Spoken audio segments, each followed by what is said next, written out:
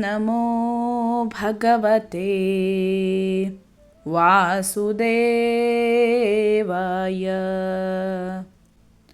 ಹರೇ ಕೃಷ್ಣ. ಶ್ರೀಮದ್ ಭಾಗವತದಲ್ಲಿ 2ನೇ ಸ್ಕಂದದ 1ನೇ ಅಧ್ಯಾಯ. ಅಲ್ಲಿ ಶುಕ ಮಹರ್ಷಿಗಳು ಪರೀಕ್ಷಿತ ಮಹಾರಾಜನಿಗೆ ಶ್ರೀಮದ್ ಭಾಗವತವನ್ನು ಹೇಳುವುದಕ್ಕೆ ಪೀಠಿಕೆಯನ್ನು ಹಾಕ್ತಾ ಇದ್ದಾರೆ.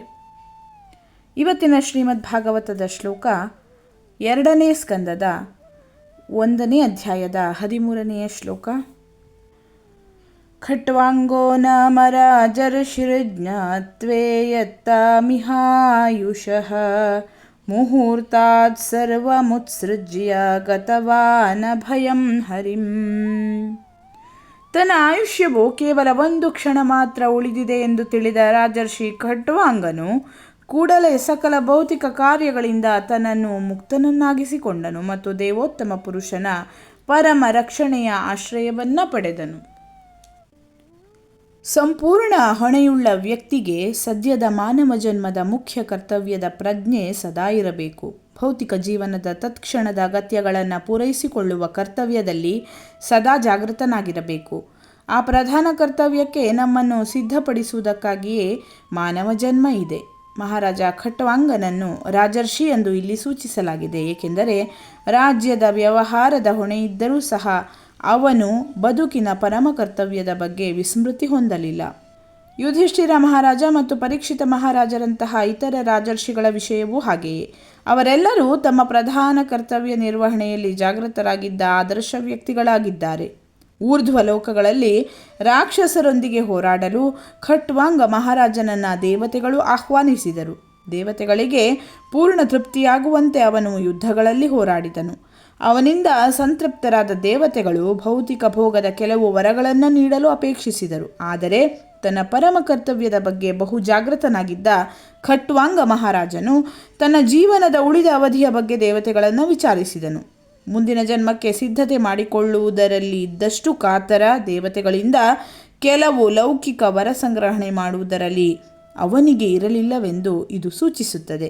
ಅವನ ಬದುಕು ಕೇವಲ ಕ್ಷಣ ಮಾತ್ರ ಉಳಿದಿದೆ ಎಂದು ದೇವತೆಗಳು ಅವನಿಗೆ ತಿಳಿಸಿದರು. ಸರ್ವದಾ ಅತ್ಯುನ್ನತ ಮಟ್ಟದ ಭೌತಿಕ ಭೋಗಮಯವಾದ ಸ್ವರ್ಗ ರಾಜ್ಯವನ್ನು ರಾಜನು ಕೂಡಲೇ ತ್ಯಜಿಸಿದನು.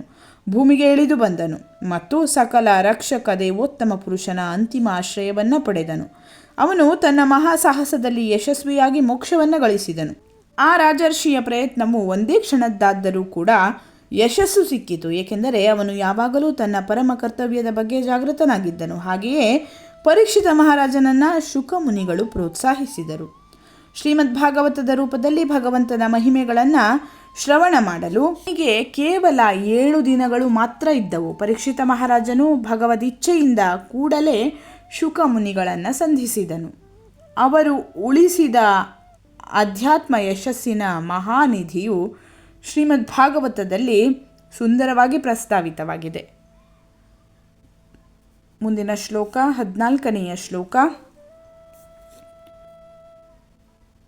ತವಾಪ್ಯೇತರ್ಹಿ ಕೌರವ್ಯ ಸಪ್ತಾಹಂ ಜೀವಿತಾವಧಿಃ ಉಪಕಲ್ಪಯ ತತ್ಸರ್ವಂ ತಾವದ್ಯತ್ ಸಾಂಪರಾಯಿಕಂ. ಪರೀಕ್ಷಿತ ಮಹಾರಾಜನೇ, ಈಗ ನಿನ್ನ ಜೀವಿತಾವಧಿಯು 7 ದಿನಗಳಿಗೆ ಮಾತ್ರ ಸೀಮಿತವಾಗಿದೆ. ಆದ್ದರಿಂದ ನಿನ್ನ ಮುಂದಿನ ಜನ್ಮದ ಉತ್ತಮ ಉದ್ದೇಶಕ್ಕಾಗಿ ಅಗತ್ಯವಾದ ಕರ್ಮಗಳನ್ನು ಈ ಅವಧಿಯಲ್ಲಿ ನೀನು ಆಚರಿಸಬಹುದು. ಶುಕಮುನಿಗಳು ಅತ್ಯಲ್ಪ ಕಾಲದಲ್ಲಿ ತನ್ನ ಮುಂದಿನ ಜನ್ಮಕ್ಕೆ ಸಿದ್ಧತೆ ಮಾಡಿಕೊಂಡ ಖಟ್ವಾಂಗ ಮಹಾರಾಜನ ಉದಾಹರಣೆಯನ್ನು ನೀಡಿದರು. ಪರೀಕ್ಷಿತ ಮಹಾರಾಜನು ಇನ್ನೂ 7 ದಿನಗಳ ಅವಕಾಶವನ್ನು ಹೊಂದಿದ್ದಾನೆ. ಮುಂದಿನ ಜನ್ಮಕ್ಕಾಗಿ ತನ್ನನ್ನು ಸಿದ್ಧಪಡಿಸಿಕೊಳ್ಳಲು ಸುಲಭವಾಗಿ ಆ ಕಾಲದ ಲಾಭವನ್ನು ಪಡೆದುಕೊಳ್ಳುವಂತೆ ಶುಕ ಮುನಿಗಳು ಪರೀಕ್ಷಿತ ಮಹಾರಾಜನನ್ನು ಪ್ರೋತ್ಸಾಹಿಸಿದರು. ಅವನ ಆಯುಷ್ಯದಲ್ಲಿ ಉಳಿದಿರುವ 7 ದಿನಗಳಲ್ಲಿ ಅವನು ಭಗವಂತನ ಶಬ್ದ ಪ್ರಾತಿನಿಧ್ಯವನ್ನು ಆಶ್ರಯಿಸಬೇಕು. ಹಾಗೆ ಮಾಡಿ ಮುಕ್ತನಾಗಬೇಕು ಎಂದು ಪರೀಕ್ಷಿತ ಮಹಾರಾಜನಿಗೆ ಶುಕಮುನಿಗಳು ಹೇಳಿದರು.